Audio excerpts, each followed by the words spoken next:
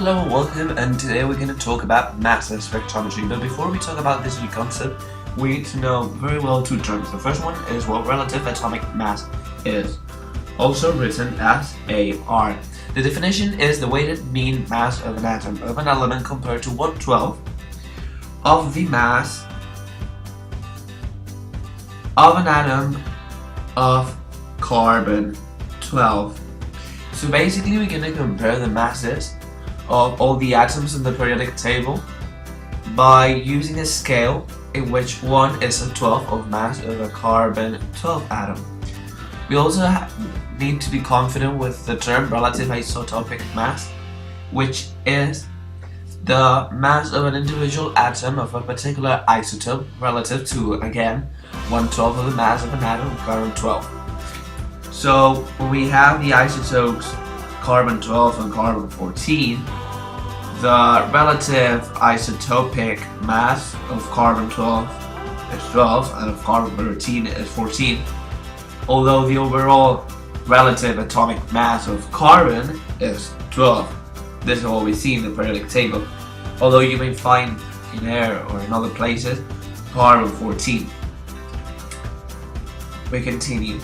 Now we're going to talk about what a mass spectrometer is, which is basically this piece of apparatus. There's several steps to analyze the chemicals in a sample.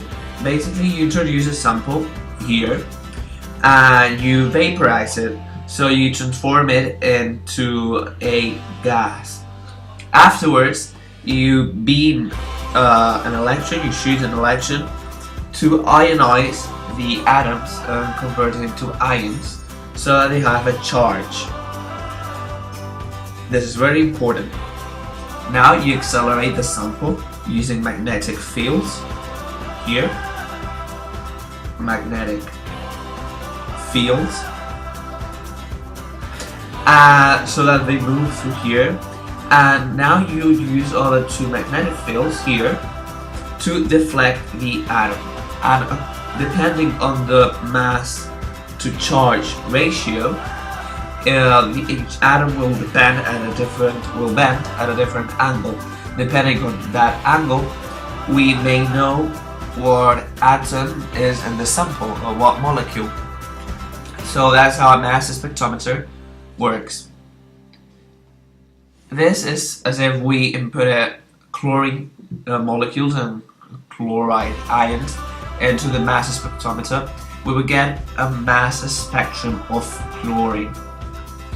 So mass spectrum has two axes. The first one is the relative abundance, as if the percentage of that atom, isotope or molecule in the sample, and this is the mass to charge ratio. So the mass to charge ratio, yeah. So assuming Z equals 1, so each atom or molecule has a charge of 1, this is just a relative atomic mass. So here in the mass spectrum, we see different lines that correspond to the different abundances. This first two peaks accord to the chloride isotope, so chlorine 35 and chlorine 37. This has a larger peak because the ratio is of 3:1. So for every 4 chlorine atoms, 3 will be chlorine 35. And then you can use simple arithmetic and probability to find the ratio of the molecules, which will be the ratio of 9:6:1. It is not necessary to know how to calculate these ratios, but if you're curious, you can research more about it. The last thing we need to know about is about M+1 peak. An M peak is a molecular ion peak and is the peak with highest MC ratio in the mass spectrum. So, for example, here the M peak will be this little one, M peak.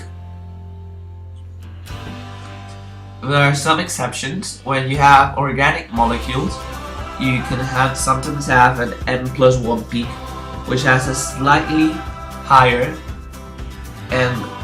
Z ratio, and this is due to the carbon 13 isotope. But we'll research more about this when we get to the organic topic. Thank you for watching. I hope you enjoyed it and learned something new. Bye.